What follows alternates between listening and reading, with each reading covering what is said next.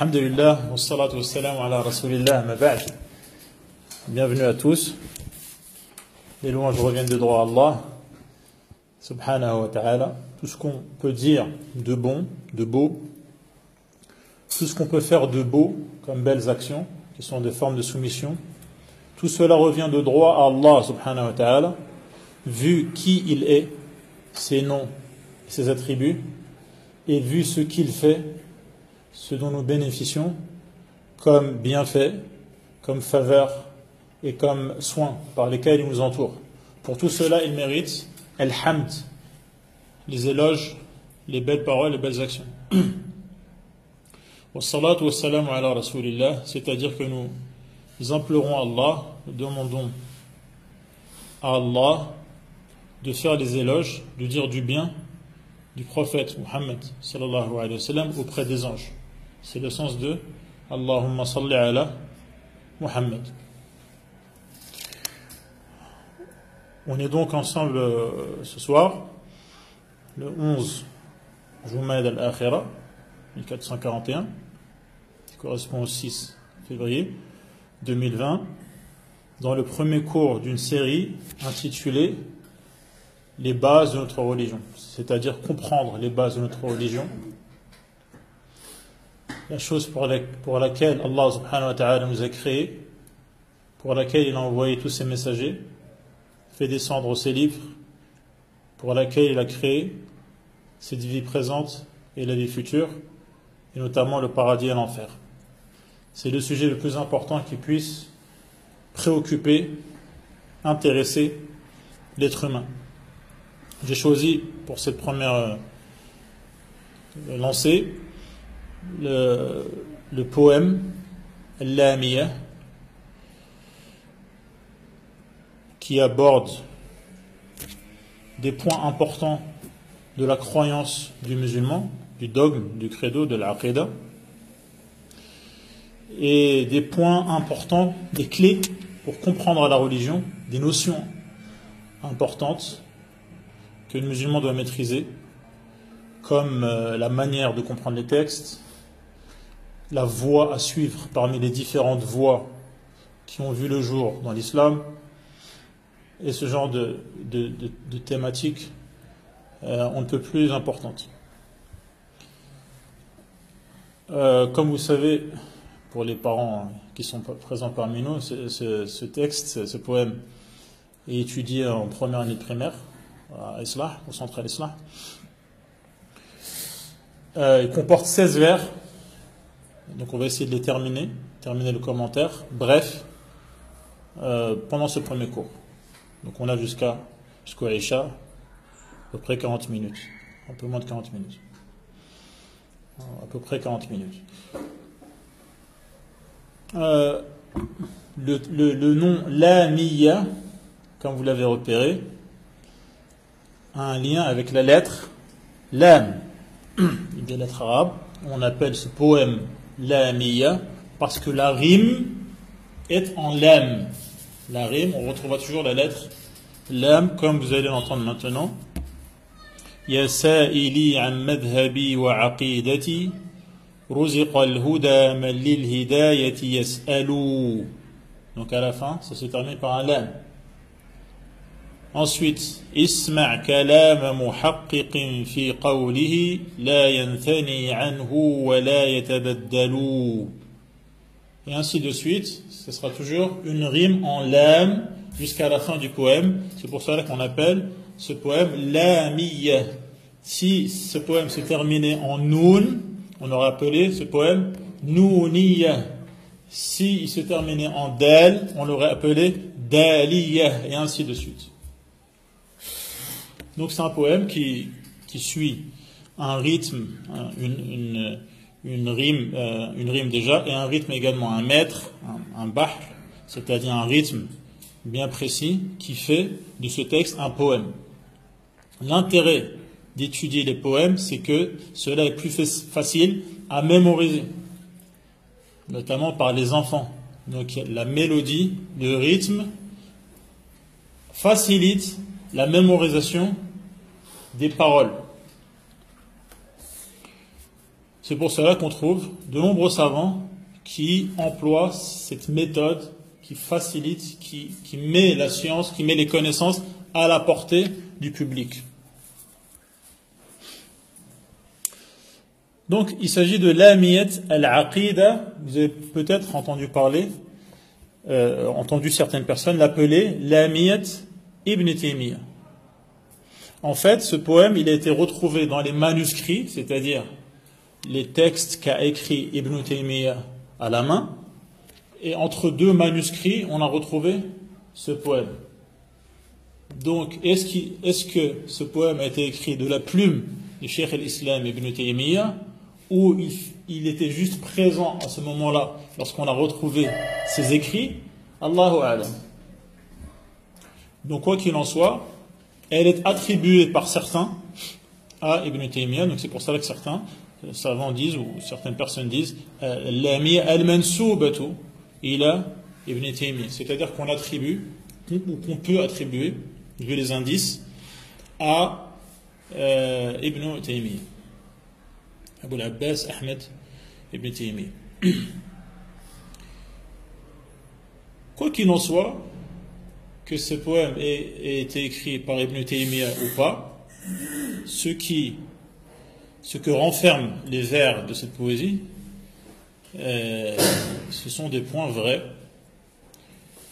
et ils expriment la doctrine, les croyances des gens de la Sunna. Donc il est intéressant de l'étudier.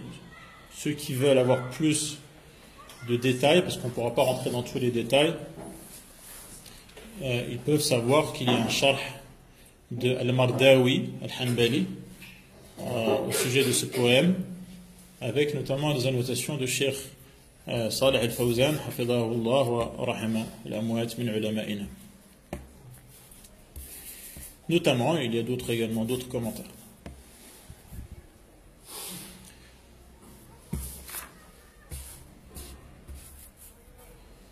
Le poème commence par ces paroles: Ya sa'ili an madhabi wa aqidati. Toi qui m'interroges au sujet de mon madhab et de mon credo, de mon dogme, de mes convictions. Al-madhab, donc c'est-à-dire la position adoptée, la voie empruntée. Ça peut concerner le fiqh, ça peut également concerner al-aqida, les points de croyance, de conviction. C'est d'ailleurs le cas ici. C'est pour cela qu'il a expliqué le terme madhab en disant wa aqidati. Donc il s'agit lorsqu'on utilise le terme madhab ici, on l'utilise dans le sens de aqida, c'est-à-dire les points de conviction sur lesquels il n'y a pas de doute à avoir, sur lesquels on ne peut pas revenir. Donc aqida, ça vient de aqada, qui veut dire faire un nœud définitif. Ce sont les points, les questions auxquelles le musulman accorde foi, au sujet desquels il est convaincu et sur lesquels il n'est pas prêt à négocier, et sur lesquels il ne reviendra jamais, Inch'Allah. C'est pour cela qu'il dit ensuite, dans le deuxième vers, La yanthani anhu wa la yatabaddalu. Il ne rebrousse pas chemin, il ne revient pas sur ses points de conviction, et il ne change pas de position à leur sujet. Et souvent, donc, les écrits des savants sont des réponses à quelqu'un qui l'interroge sur un point précis de la religion, et ça donne un livre, ou ça donne une fatwa qui peut faire des dizaines de pages, et qui sont en fait une réponse à une question. Et la notion de question-réponse est importante dans notre religion. C'est pour cela que Allah subhanahu wa ta'ala dit Fas'alu ahla dhikri in kuntum la ta'lamun. Si vous ne savez pas, interrogez les gens du rappel, c'est-à-dire ceux qui ont la science, qui savent ce qu'Allah a dit, ce que son prophète a dit, et qui sont habilités à être interrogés au sujet des points de religion. Si on ne sait pas, on doit interroger ceux qui savent. Et c'est ce que faisaient les compagnons. On retrouve dans le Coran, yas'alunaka an. Ils t'interrogent au sujet de tel point. Ils t'interrogent au sujet de tel point. Yas'alunaka an al-anfal, yas'alunaka an al-khamr wal maisir, yas'alunaka an al-mahid wa yas'alunaka an al-mahid, etc. Donc la notion de question-réponse, c'est important dans notre religion. On ne peut pas rester, se contenter de notre ignorance. Il faut sortir, il faut se débarrasser de notre ignorance, notamment en interrogeant ceux qui savent, qui sont les héritiers des prophètes et qui sont les savants de la sunna.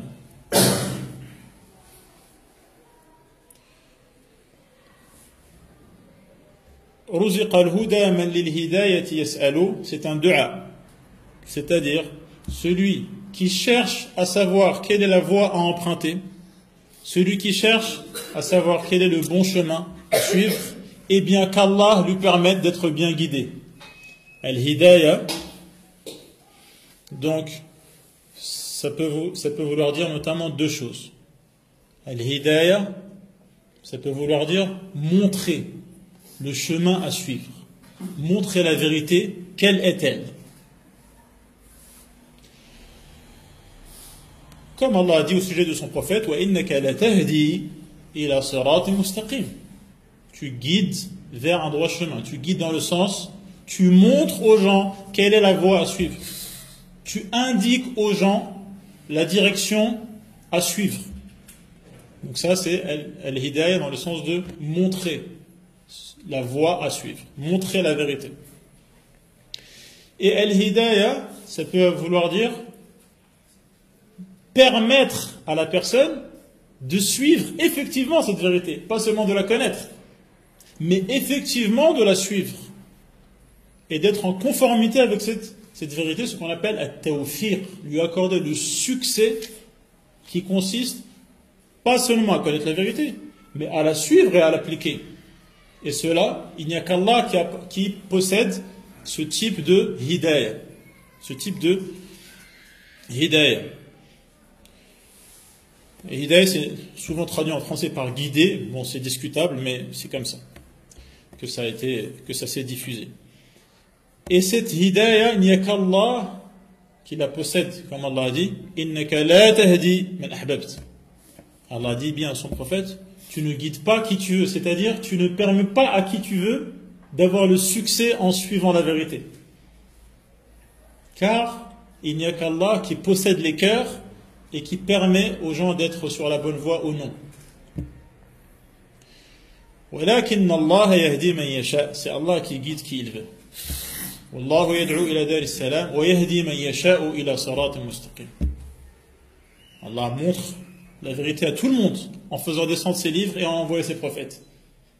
Mais il choisit ensuite qui va avoir le succès et qui va effectivement suivre et emprunter cette voie qui est la voie de la vérité. Et c'est ce qu'on demande dans chaque rak'at lorsqu'on dit Ihdina as-sirat al-mustaqim. Ihdina as-sirat al-mustaqim. Un des moyens justement de connaître cette vérité, c'est d'interroger. Et ensuite d'être attentif à la réponse. Et donc d'interroger dans le but de savoir ce qui est dans notre intérêt pour pouvoir le suivre. Et non pas d'interroger par pure curiosité ou d'interroger en étant mal intentionné, en voulant mettre le savant ou la personne interrogée, la personne de science, mal à l'aise, ou en voulant exposer ses connaissances personnelles, encore pire, si on a étudié à fond une question exprès pour que, lorsqu'on se retrouve parmi les gens, eh bien, on mentionne le sujet, on aborde la question qu'on a étudiée à l'avance pour briller auprès des gens, en posant la question à un savant pour montrer qu'on est aussi informé que lui, voire même plus que lui. Donc ces formes d'interrogation, ces formes de questions ne sont pas des questions qui mènent vers la vérité, mais vers al-hidayah. Les questions qui mènent vers la hidayah, c'est la question posée par quelqu'un qui a soif de savoir quelle est la vérité pour pouvoir la suivre et pour pouvoir s'en sortir et pour pouvoir sauver sa peau du châtiment d'Allah subhanahu wa ta'ala et pour pouvoir avoir accès à féliciter à la satisfaction d'Allah subhanahu wa ta'ala. Et donc, ce genre de personne, bien intentionné, lorsqu'il pose la question, il faut également qu'il soit attentif à la réponse pour pouvoir appliquer cette réponse. C'est ce qu'on retrouve dans le deuxième vers. Isma' kalama muhaqqiqin fi qawlihi la yanthani anhu wa la yatabaddalu. Écoute attentivement ce que va dire celui qui sait parfaitement ce qu'il dit. Et donc ce sont ce genre de personnes qu'on doit écouter. On n'écoute pas n'importe qui, soi-disant en ayant confiance en sa faculté de discerner, en son intelligence, en disant je suis assez mûr, je suis assez cultivé pour pouvoir distinguer le vrai du faux. Non. Lorsqu'on veut connaître sa religion, on se dirige vers les gens de science, qui sont les héritiers des prophètes. On n'interroge pas n'importe qui. Isma' kalama muhaqqiqin fi qawlihi la yanthani anhu wa la yatabaddalu. Et ensuite, il commence à exposer des questions, en commençant par la question des compagnons. Quelle est notre attitude vis-à-vis des compagnons? Hubbu as-sahabati kullihim li madhhabun wa mawaddatu al-qurba biha atawassalu. Donc, parmi mes positions qui font partie de la religion, le fait d'aimer tous les compagnons, sans exception. As-sahaba, il s'agit de ceux qui ont rencontré le prophète sallallahu alayhi wa sallam, qui ont cru en lui, d'accord, et qui sont décédés en étant musulmans. Ces gens ont un statut particulier, personne ne pourra atteindre leur niveau, quels que soient ses actes. C'est pour cela que le prophète sallallahu alayhi wa sallam dit que personne ne pourra atteindre leur niveau, même s'il donnait toute la montagne de Uhud, l'équivalent de la montagne de Uhud en or, cela ne serait même pas équivalent à ce que donne un des compagnons et qui tient dans le creux de ses deux mains. Ni même la moitié de cela. Ils ont atteint un niveau que personne après eux ne pourra atteindre.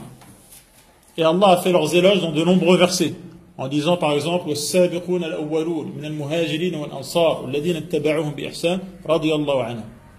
Allah a dit dans ce verset qu'il est satisfait des compagnons. Il dit qu'ils iront tous au paradis. Lorsqu'il dit "Wa kullan wa'ada Allahu al-husna", à chacun des compagnons, ceux qui se sont convertis avant la bataille de l'Hudaybiyah et ceux qui sont convertis après, tous Allah leur promet la meilleure récompense qui est le paradis. Et d'autres versets également qui montrent le mérite des compagnons. Et parmi leurs mérites, c'est le fait que ce sont eux qui ont transmis la religion.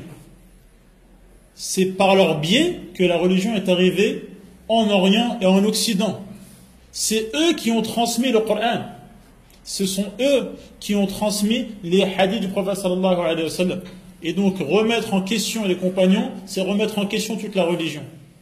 Et c'est peut-être pour ça, pour montrer l'importance des compagnons, qu'il a commencé par ce point, car tous les autres points qui vont suivre, ce sont les compagnons qui nous les ont transmis.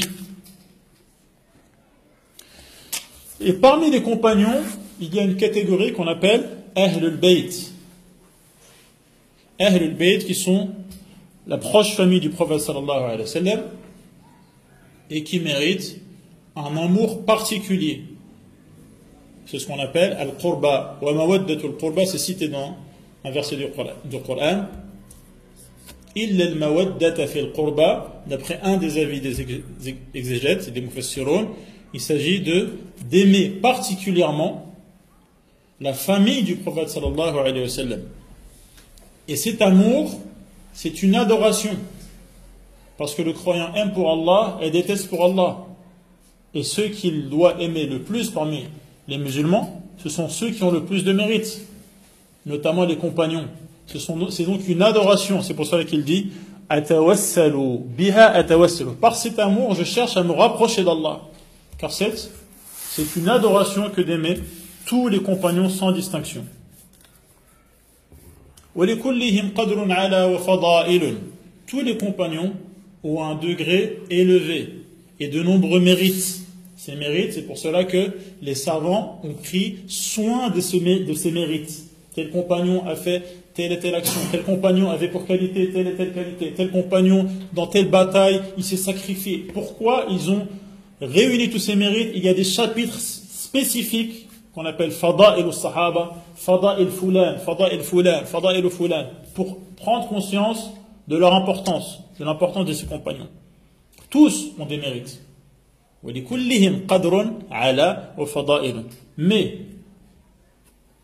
il y a dans les compagnons des degrés. Certains ont plus de mérite que d'autres. Et à la tête de tous les compagnons, celui qui a le plus de mérite, c'est Abu Bakr as-Siddiq. C'est pour cela qu'il dit lakinnama as-Siddiqu minhum afdalu. As-Siddiq est le meilleur parmi eux. As-Siddiq, donc celui dont la foi est la plus ancrée. La foi au prophète sallallahu alayhi wa sallam est la plus ancrée. Siddiq, c'est un terme qui exprime l'intensité de la foi qu'il éprouve.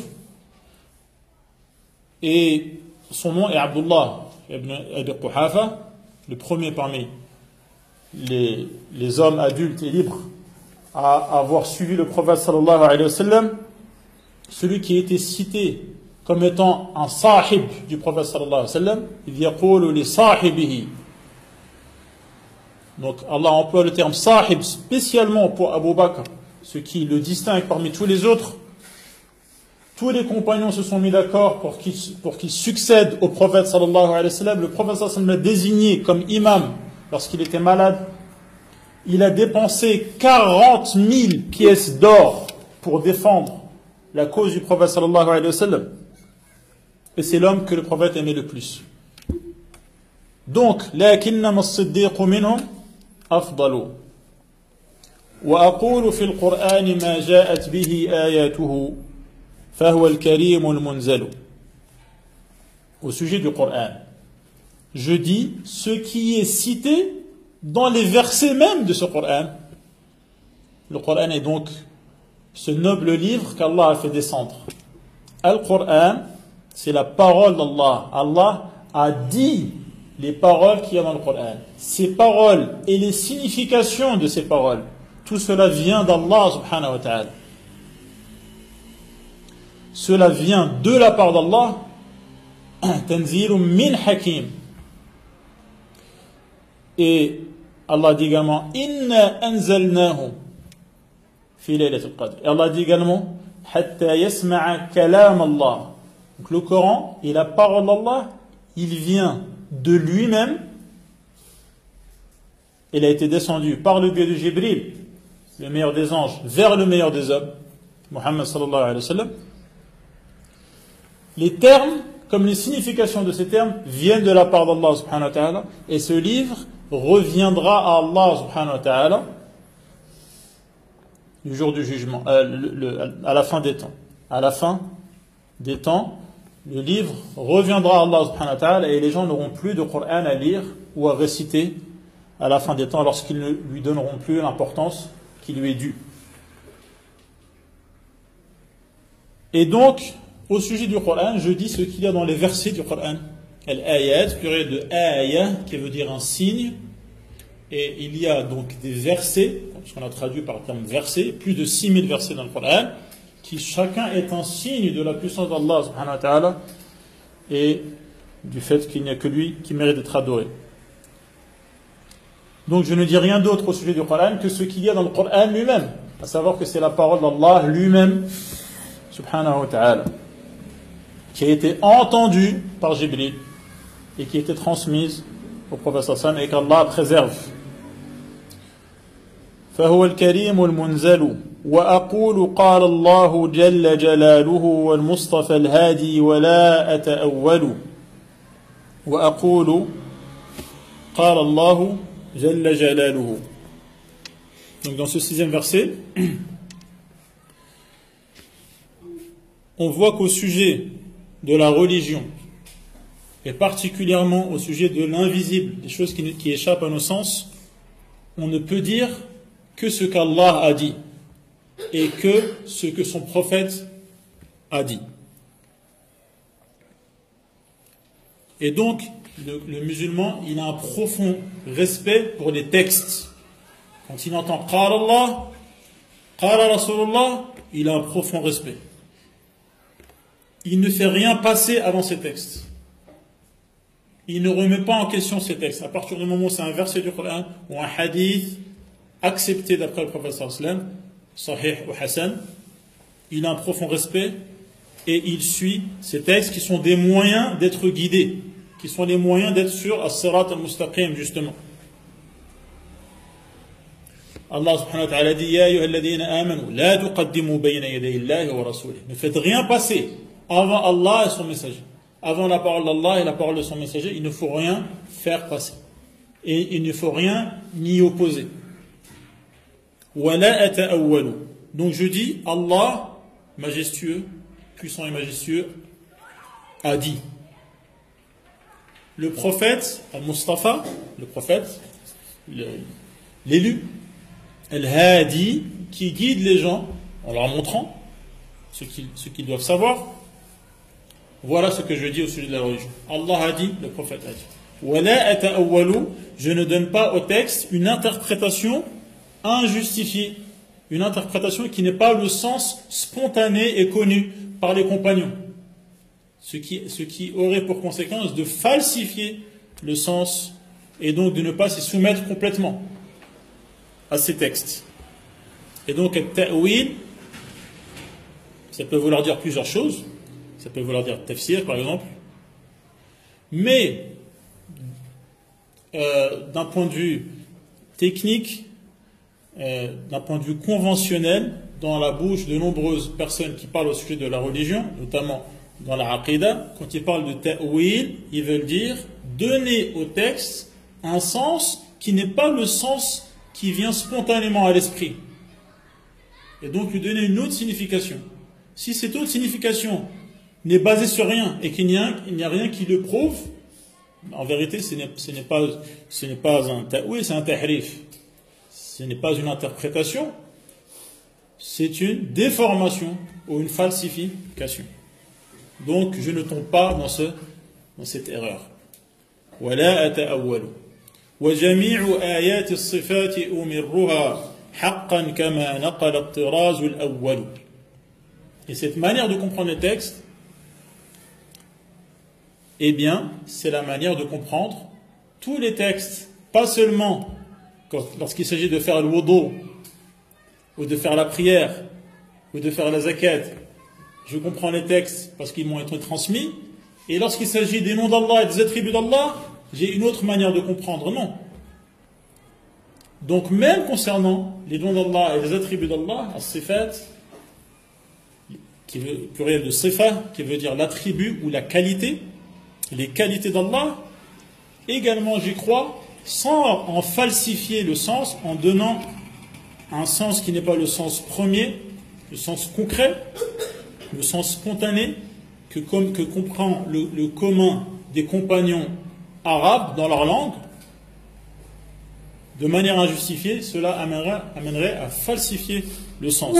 Même concernant les noms d'Allah et les attributs d'Allah, comme le visage, ou les mains, ou la colère, ou la vie, ou la vue, ou l'ouïe, etc.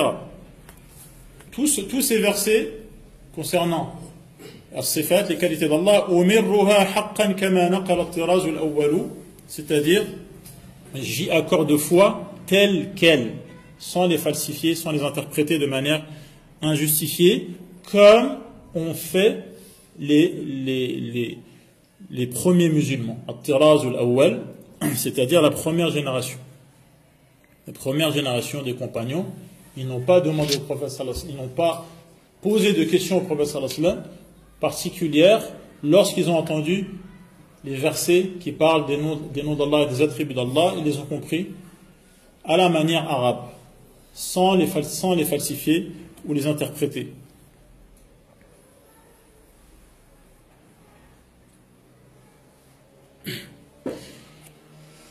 Et ensuite sont apparus parmi les musulmans des gens qui ont nié qu'Allah ait des qualités après les compagnons. Ils ont nié qu'Allah ait des qualités, soit complètement, comme Al-Jahmiya, soit partiellement, ils ont nié certaines qualités seulement. Et ils ont affirmé certaines qualités. Comme Al-Ash'a'ira. Et il y a des gens qui ont fait ce qu'on appelle At-Tafwid, c'est-à-dire qu'ils ne se prononcent pas au sujet de la signification de ces versets. Toutes ces attitudes sont erronées. Ceux qui ont nié, ils ont nié des choses qu'Allah affirme. Comment nier une chose qu'Allah affirme? Quel mal y a-t-il à affirmer ce qu'Allah affirme? Ceux qui ont affirmé certaines qualités et nié d'autres sont incohérents. Car c'est le même chapitre, le chapitre concernant l'invisible au sujet d'Allah. Pourquoi affirmer certaines qualités et en renier d'autres? Et ceux qui disent on ne se prononce pas, on ne sait pas ce que cela veut dire, ils nient que Allah subhanahu wa ta'ala ait voulu nous dire qui il était. Il a voulu qu'on sache qui il est, pour l'aimer et pour se rapprocher de lui. Et cela revient à dire que les compagnons n'avaient pas compris ces versets, alors que les compagnons les ont compris. Et ils les ont acceptés tels quels, c'est-à-dire avec la compréhension qu'ils en ont. وأرد عهدتها إلى نقالها وأصونها عن كل ما يتخيل. C'est-à-dire que ces textes, tous les textes de la religion, que cela concerne les adorations, ou le relationnel entre les gens, ou le comportement, ou l'aqida, les convictions, tout cela a été rapporté par les compagnons. Et la responsabilité incombe aux compagnons qui les ont rapportés. C'est-à-dire que celui qui affirme ce qu'a affirmé les compagnons, il ne fait rien de son propre chef. Il ne fait que transmettre ce qu'on lui a transmis et y croire. Et donc, la responsabilité revient aux compagnons qui ont transmis ces textes. Cependant,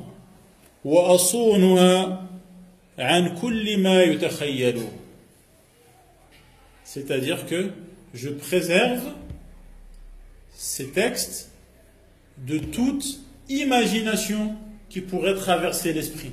Donc, quand on lit qu'Allah subhanahu wa ta'ala a un visage splendide, il faut préserver ce texte de l'imagination que quelqu'un pourrait avoir de comment est ce visage. Même chose, quand on lit qu'Allah subhanahu wa ta'ala se met en colère, il faut préserver ce texte de l'imagination de comment pourrait être cette colère. On ne peut pas savoir le comment. Donc Allah subhanahu wa ta'ala n'est pas semblable ou comparable à ses créatures. Donc Allah subhanahu wa ta'ala est élevé au-dessus de son trône. Mais pas comme les créatures sont au-dessus de leurs montures ou de leurs embarcations. Allah subhanahu wa ta'ala voit et entend, mais différemment de la manière par laquelle les gens voient et entendent, et ainsi de suite pour toutes les qualités d'Allah subhanahu wa ta'ala.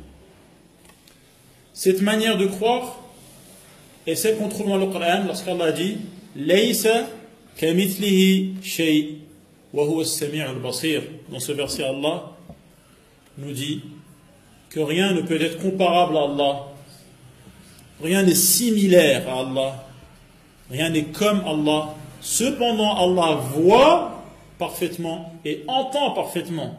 Donc, il voit et entend, il a des qualités. Mais ces qualités ne sont pas comparables, similaires à celles de ses créatures.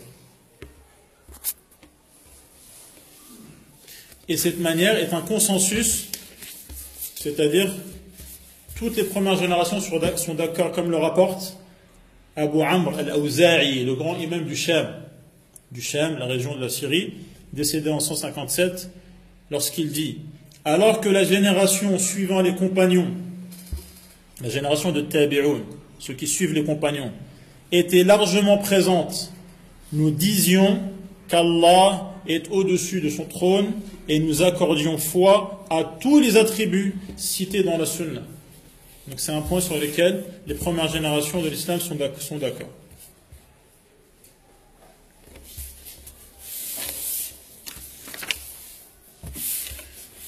قال رحمه الله قبحا لمن نبذ القرآن وراءه وإذا استدل يقول قال الأخطل. قبحا, que soit enlaidi ou honte à celui qui rejette le Coran derrière lui, et lorsqu'il veut avancer un argument, il dit Al-Akhtal a dit. Donc, dans notre religion, tout est basé sur des preuves, des arguments, ce qu'on appelle Ad-Dalil. Ad-Dalil, c'est Qala Allah, Qala Rasuluhu, comme on vient de dire. La base des arguments, c'est ce qu'Allah a dit, ce que le prophète a dit, et suivre ces deux sources dans notre religion. Donc il ne faut rien faire passer avant. Il ne faut pas opposer au texte en disant oui mais un tel a dit, quel qu'il soit. Cela est encore plus vrai si cette personne n'est même pas musulmane. Comme c'est le cas de Al-Akhtal, qui est un poète chrétien. Et certains, donc, pour nier que le Coran est la parole d'Allah réellement, ils ont dit oui mais attendez, il y a un poète qui s'appelle Al-Akhtal qui a dit un vers que je ne vais pas citer, et donc cela voudrait dire que, etc., etc. Les savants ont dit, premièrement, on n'a jamais retrouvé ce vers de poésie. Premièrement. Deuxièmement, les chrétiens, ils ont déjà un problème sur la question du verbe et la question de la parole. Dans leur doctrine, il y a un problème qui fait que ce point est mal compris de leur part. Non. Troisièmement, cela est en contradiction avec les textes.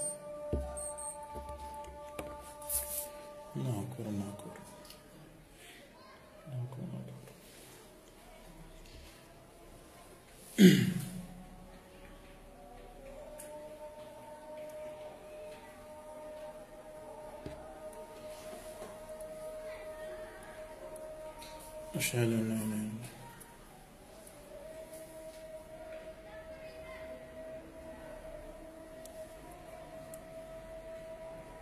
أشهد أن لا إله إلا الله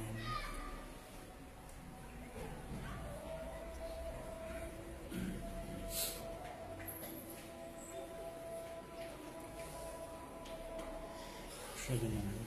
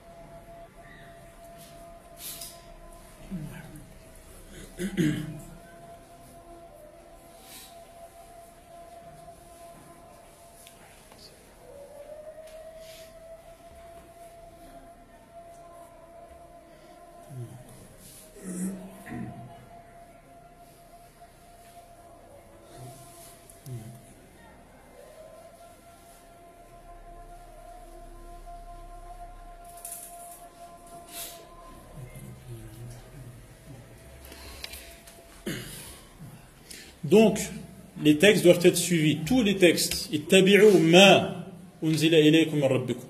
Également, wa ma ataakum ar-rasul fakhuduhu. Et on ne peut rien opposer à ces textes. Aucune thèse. Allah subhanahu wa ta'ala dit à son prophète ja'alnaka ala shari'ati min al-amr fattabi'ha wa la tattabi' ahwa alladhina la ya'lamun. Ne suis pas les penchants de ceux qui ne savent pas. Tout ce qui va à l'encontre des textes est faux. والمؤمنون يرون حقا ربهم وإلى السماء بغير كيف ينزلوا. Les croyants verront réellement leur Seigneur le jour du jugement, comme Allah subhanahu wa ta'ala l'affirme en disant Wujuhu yawma idhin nadira, des visages seront resplendissants le jour du jugement, ila rabbiha nadira, avec un va dans le deuxième verset, ce qui signifie que les croyants verront réellement leur Seigneur, et ce sera le plus grand de leur bonheur. Wa ila as-sama'i bighayri kayfin yanzilu, Allah subhanahu wa ta'ala est tout en haut. Et, comme cela rapporté dans le hadith unanime, lorsque le dernier tiers de la nuit commence, notre Seigneur descend au ciel le plus proche et dit « Qui veut m'invoquer afin que je l'exauce? Qui veut me demander afin que je lui donne? Qui veut solliciter mon pardon afin que je lui pardonne ?» On ne dit pas comment. Allah subhanahu wa ta'ala fait ce qu'il veut. « Wa ila as-sama'i bighayri kayfin yanzilu » Donc la question kayf au sujet des attributs ne se pose pas, comme on le verra ensuite dans la parole de l'imam Malik. وَأُقِرُّ بِالْمِيزَانِ وَالْحَوْضِ الَّذِي أَرْجُو بِأَنِّي مِنْهُ رِيًّا أَنْهَلُ وَكَذَا الصِّرَاطُ يُمَدُّ فَوْقَ جَهَنَّمٍ فَمُسَلَّمٌ نَاجٍ وَآخَرُ مُهْمَلُ وَالنَّارُ يَصْلَاهَا الشَّقِيُّ بِحِكْمَةٍ وَكَذَا التَّقِيُّ إِلَى الْجِنَانِ سَيَدْخُلُ وَلِكُلِّ حَيٍّ عَاقِلٍ فِي قَبْرِهِ Ce sont différents points qui sont relatifs à ce qu'il y a après la mort.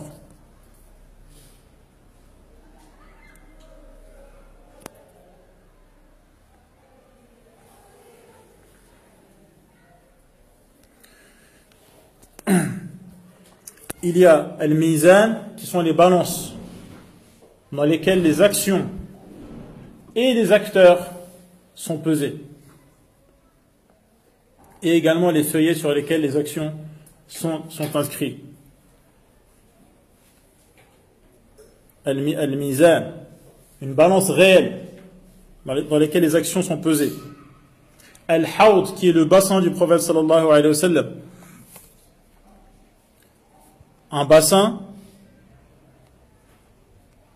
qui se trouvera le jour du jugement,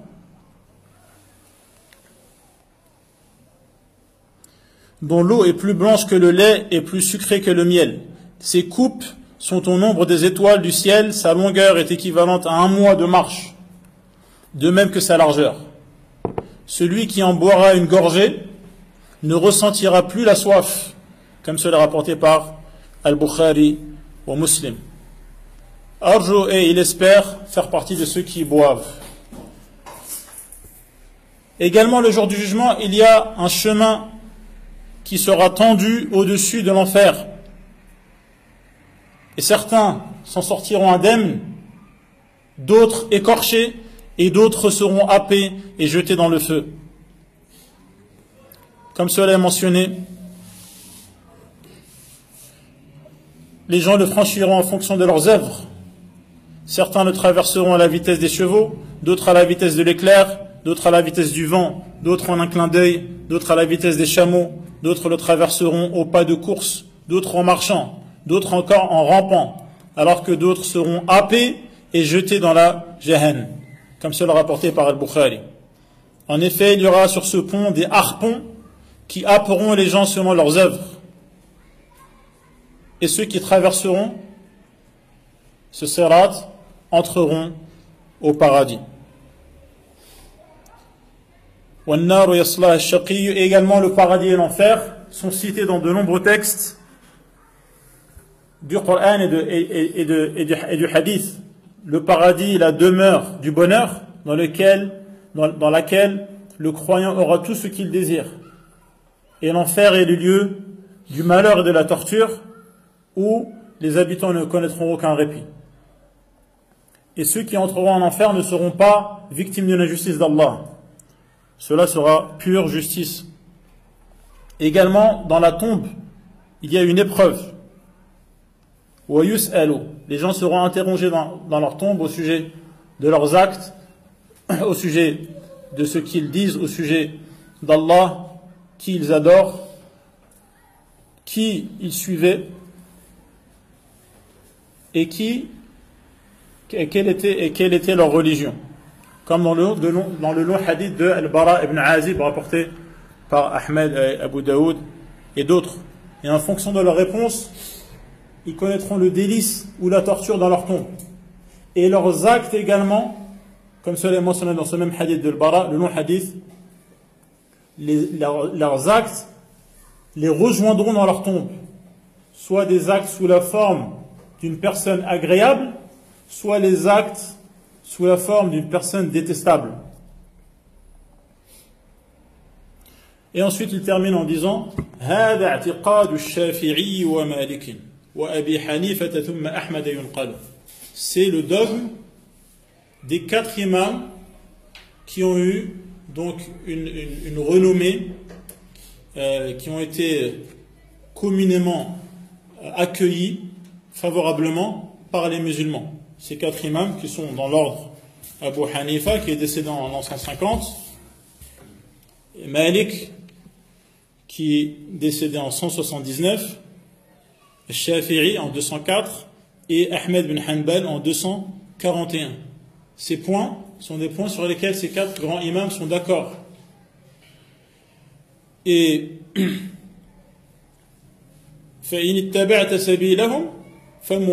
si tu suis leur voie, il y a donc une voie à suivre. Ce n'est pas n'importe quel islam qu'on doit suivre. C'est une voie qui est la voie de ceux qui nous ont précédés, notamment des grands imams, parmi lesquels figurent ces 4 imams, mais plein d'autres, avant eux déjà, et ensuite après eux. Car le prophète sallallahu alayhi wa sallam a informé que les musulmans allaient se diviser en 73 factions qui seraient toutes en enfer, c'est-à-dire menacées de se retrouver en enfer, sauf une. Et le prophète sallallahu alayhi wa sallam a dit ceux qui sont en conformité avec ma voie et celle des compagnons. Il y a donc une voie à suivre. Celui qui suit cette voie, il connaîtra le succès.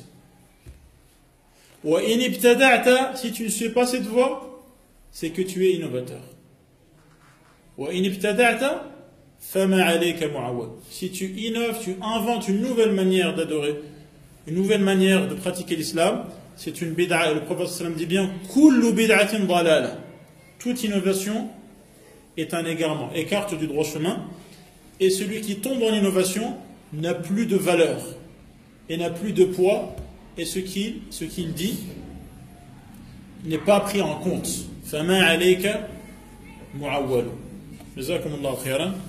Barakallahu fikum ala husn al-insat. Allah vous remercie pour votre attention, les personnes qui étaient présentes et les personnes qui étaient en direct. Et donc, Inch'Allah, le rendez-vous jeudi prochain à la même heure. Assalamu alaikum wa rahmatullahi wa barakatuh.